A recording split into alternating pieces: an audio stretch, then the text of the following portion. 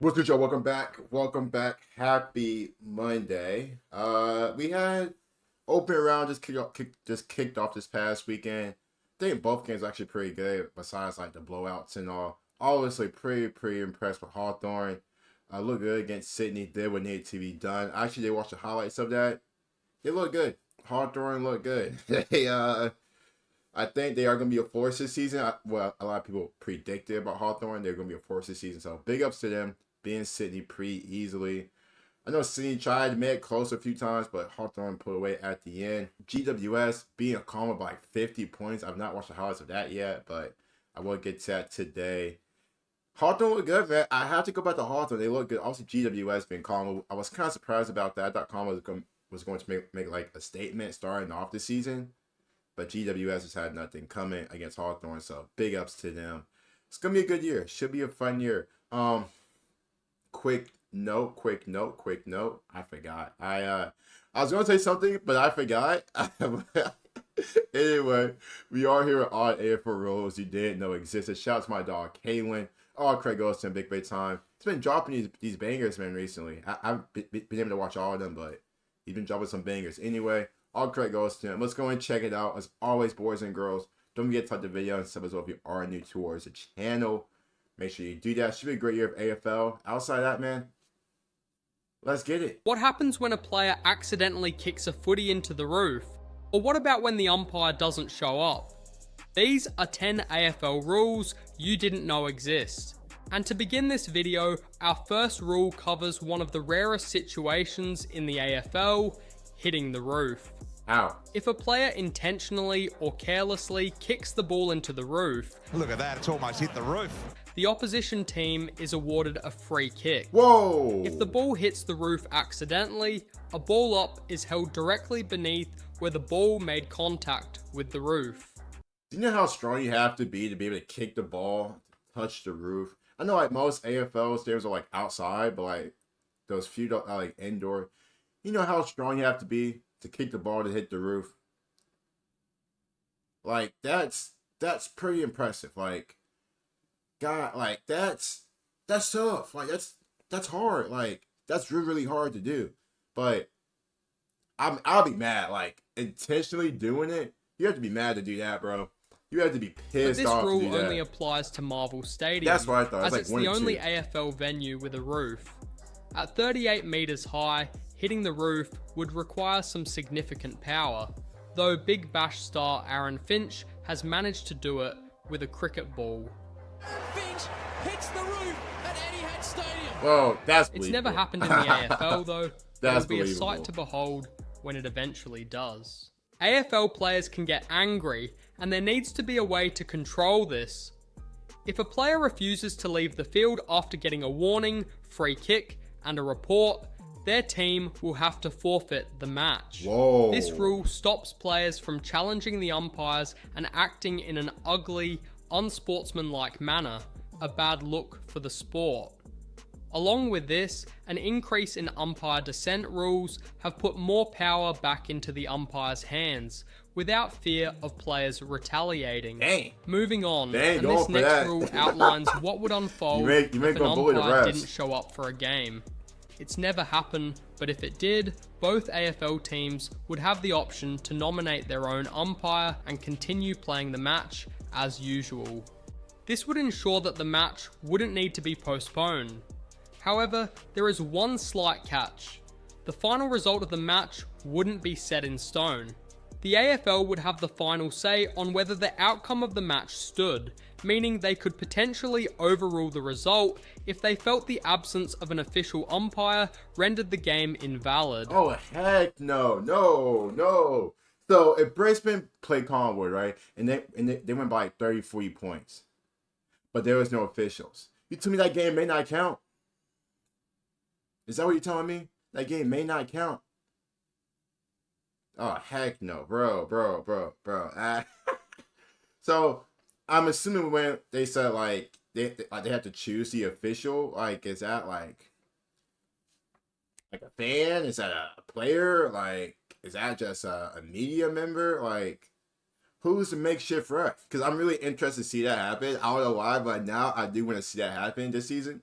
just to see what goes on, just to see what happens. I'm all for it. We just I need can like just a ref imagine to like footy just miss a fans at game. home screaming at the inexperienced umpire.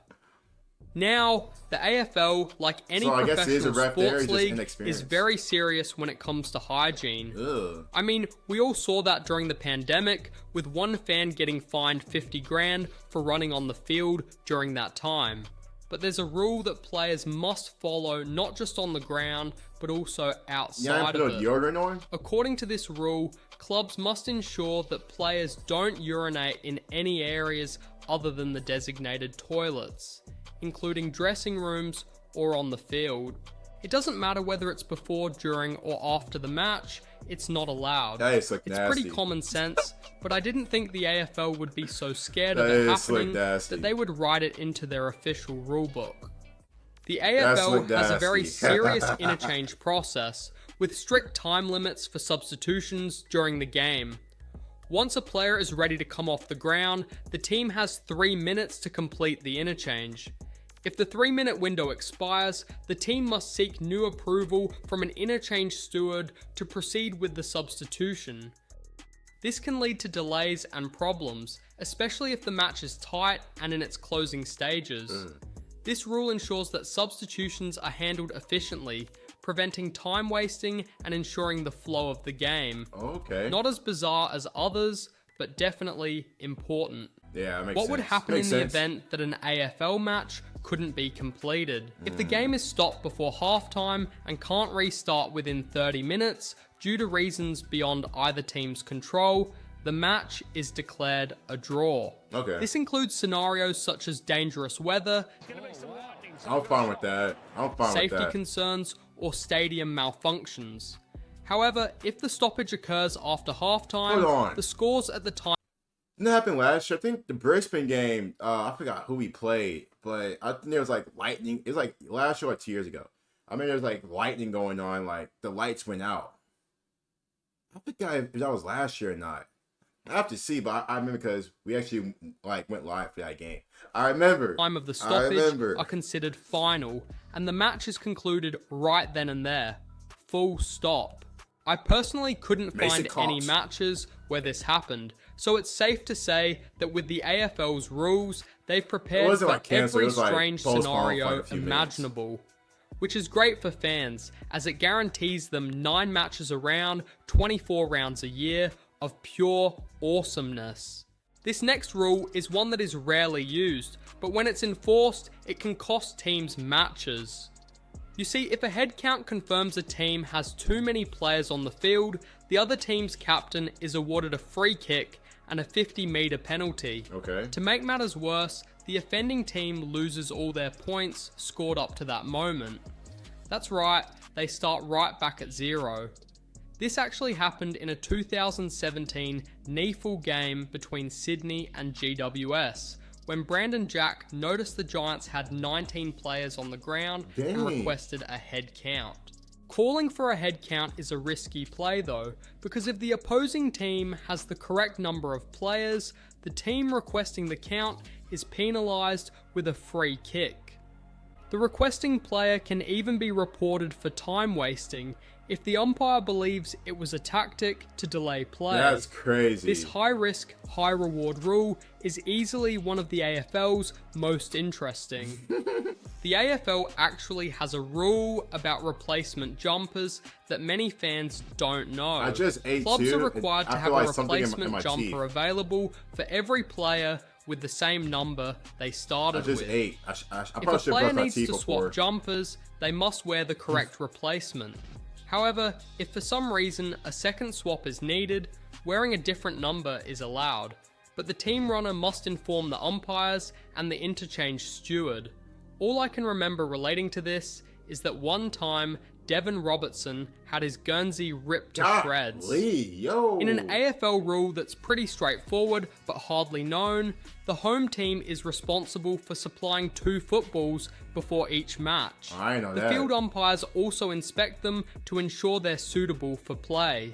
After the inspection, the 2 footballs are handed to the away team's captain, who picks the ball to use for the entire match. That makes sense though. This rule makes the ball picking process fair by giving teams equal opportunities to do so throughout the season. That makes sense. The home team Introduced should on be June providing 30th, the home ball. 1995, Rule 30 was designed to combat racial and religious Oh, vilification. good. This rule strictly prohibits players from acting or speaking in a manner that threatens or insults another person based on their race, religion, colour, or ethnicity. Clubs found in violation of this rule face fines of up to $50,000, with this rule playing a part in the AFL's movement to try and make the league more family As they and should. advertise. As they should, because there's a lot of like indigenous people, like Aussies, indigenous people like who play in the AFL. Like there's been like instances of that. I remember correctly, so I'm all for that. These rules I didn't know existed. Now I do know existed, which I didn't know before existed, but now I know that they existed because Kayla just told me that these AFL rules existed. Hey, you like that? Each rule was actually pretty interesting in regards to like how they are and like their like what they like a purpose and all in the AFL. So what else are we missing? I feel like there's some more rules out there that I didn't know exist. You guys let me know in the comments down below which ones I'm missing. Always, don't forget to like the video, sub as well. Take care, stay amazing, be safe. See you guys soon. Peace.